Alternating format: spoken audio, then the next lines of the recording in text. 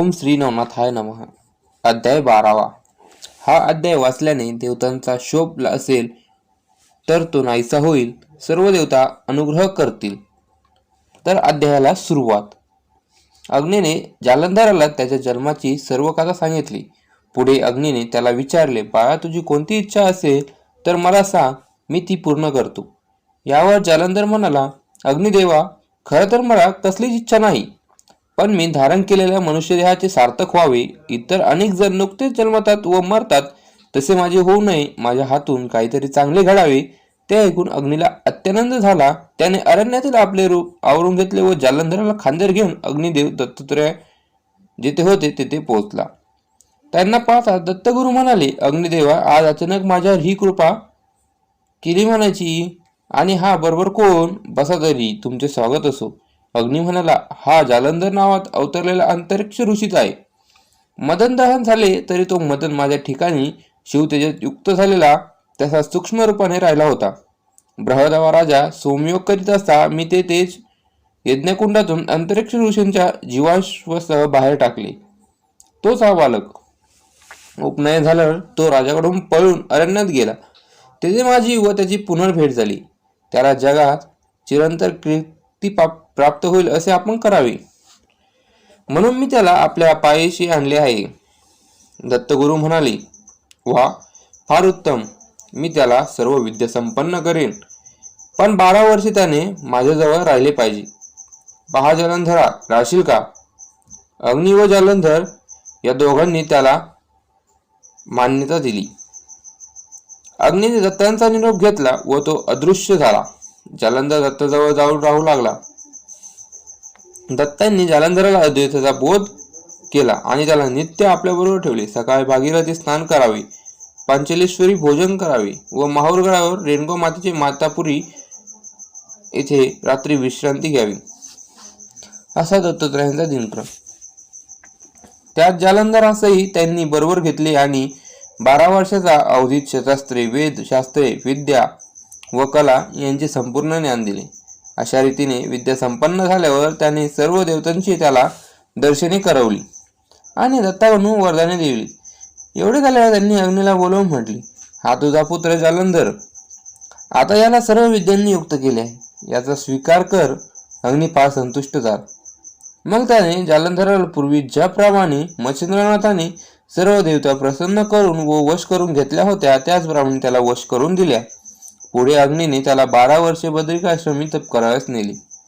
तिथे सतत कठोर तप केल्यावर ब्रह्मा, विष्णू, महेश व बद्रीनाथ यांची त्या तपाची परिपूर्ती झाल्याचे त्याला सांगून पूर्ण सिद्ध केले. मग अग्नी व जालंधर यांना बद्रीनाथाने एक कथा सांगितली.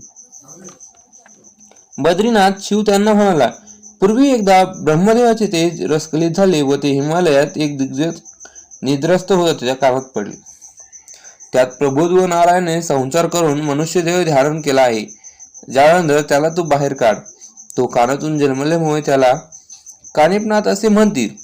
तू त्याला आपला शिष्य कर, त्याला आपल्यासारखाच कर. शिवाचे हे बोलणे ऐकून जालंधर व अग्नी त्याला म्हणाले, तुम्ही वर्णन केले ते अपूर्व आहे. तो गज आम्हाला दाखवा. तेव्हा बद्रीनाथ त्या दोघांना घेऊन निघाले.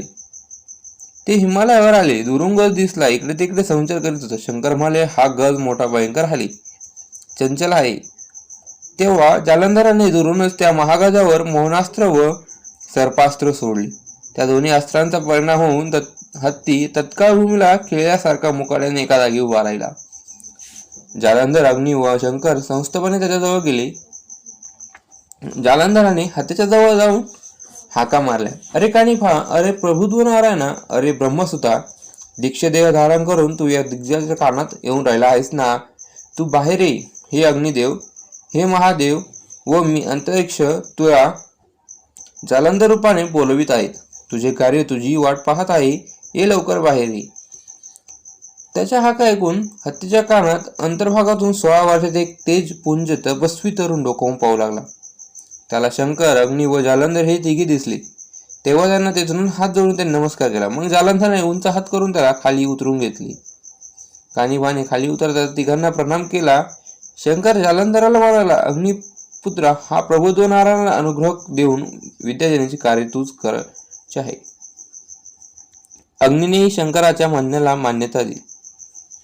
जालंधराने कानिफाच्या कानात गुरुमंत्राचा उच्चार केला. त्यामुळे लगेच कानिफाचे अज्ञान दूर झाले. त्याला अभेद्य ब्रह्माचा साक्षात्कार होऊन त्याच्या अंगी अष्टसात्विक भाव प्रकट झाले. नंतर ते चौघेजण परत बद्रिकाश्रमात आले. दत्त परंपरेची विद्या कानिफाला देण्याचे वचन जालंधराने अग्नीला दिले आहे. त्याचे वचन ऐकून अग्नी गुप्त झाला. पण बद्रीनाथ शंकर जालंधर विद्यादान कसे करतो हे पाहण्यासाठी पुढे 6 महिने थांबले. जालंधराने कानिफाला सर्व अस्त्रे दिली व त्याचा कानिफावर पूर्ण विश्वास नसल्यामुळे त्यांनी संजीवनी विद्या व वाताकर्षण मंत्र मात्र त्याला शिकवला नाही. शंकराच्या सांगण्यावरून जालंधराने सप्तलोक सप्तपाताळे सर्व देवतांना बोलावले नाही. त्यांनी कानिफाला सर्व वरदाने दिली. जालंधराच्या विनंतीनुसार शाबरी विद्येसाठी सहाय्य करण्याचे आनंदाने मान्य केले. नंतर सर्व देवता विमानाने आपापल्या स्थानी गेले. हरिहर, जालंधर व कानिफ हे चौघेजण बद्रिकाश्रमात 3 दिवस राहिले. हा अध्याय ऐकणाऱ्याचा व श्रवण करणाऱ्याचे त्याला सर्व देवता अनुग्रह करतील व देवतांचा शोभ असेल तो नाहीसा होईल.